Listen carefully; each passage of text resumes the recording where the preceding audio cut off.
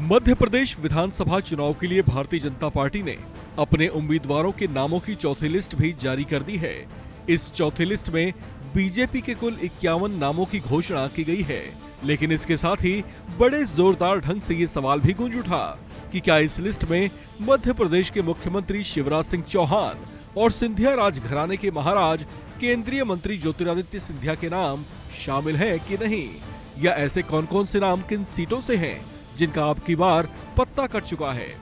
बात सबसे पहले मुख्यमंत्री शिवराज सिंह की ही करेंगे, क्योंकि उम्मीदवारों की तीसरी लिस्ट जब जारी की गई थी तो उसमें अपना नाम ना पाकर वे कुछ ज्यादा ही जज्बाती हो उठे थे। यहाँ तक कि एक जनसभा में अपने दिल का दर्द भी बयां कर ये कह गए थे कि मध्य प्रदेश वालों, आपको ऐसा मामा फिर नहीं मिलेगा, बाद में मैं आपको बहुत याद आऊंगा।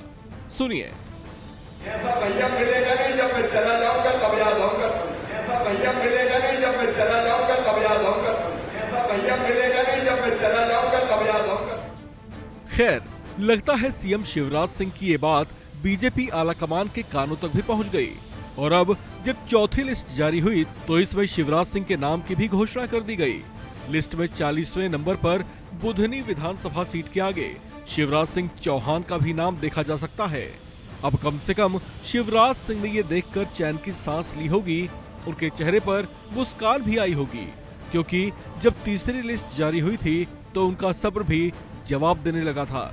यहाँ तक ये चर्चाएं भी जोर पकड़ने लगी थीं कि शायद बीजेपी आलाकमान अब की बार शिवराज सिंह को चुनाव लड़वाने के मूड में नहीं है, लेकिन अब ऐसी तमाम चर्चाओं और कयासों पर पानी फिर चुका है। बात जहां तक ज्योतिरादित्य सिंधिया की है तो बीजेपी आलाकमान ने चौथी लिस्ट में भी उन्हें मायूस ही किया है, क्योंकि उनका नाम चौथी लिस्ट में भी शामिल नहीं है। हालांकि कुछ समय से ये चर्चाएं रही हैं कि उनको शिवपुरी से चुनाव लड़वाया जा सकता है, जबकि कुछ चर्चाएं ऐसी भी रही हैं कि बीजेपी आलाकमान उन्हें फिलहाल मध्य प्रदेश की पॉलिटिक्स से दूर ही रखना चाहती है। इस बीच एक और नाम खूब चर्चाओं में है, वो है आकाश विजयवर्गीय का, जो कैलाश विजयवर्गीय के बेटे हैं। बीजेपी ने इस बार के चुनाव में कैलाश विजयवर्गीय को इंदौर 1 सीट से टिकट दिया है।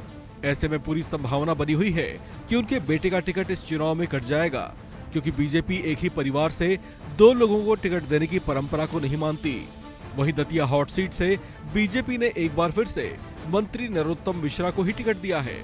इस सीट से इनकी मजबूत होल्ड समझी जाती है, लिहाजा इस सीट से मुकाबला भी एक तरफा होने की उम्मीद है।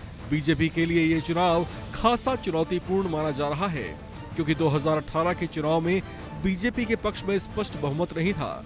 बाद में जोड़ तोड़ करके बीजेपी मध्य प्रदेश की सत्ता में आ पाई थी। लिहाजा इस बार हर एक सीट पर बीजेपी बहुत सोच समझकर अपनी गोटियां फिक्स कर रही है। इस खबर में फिलहाल इतना ही।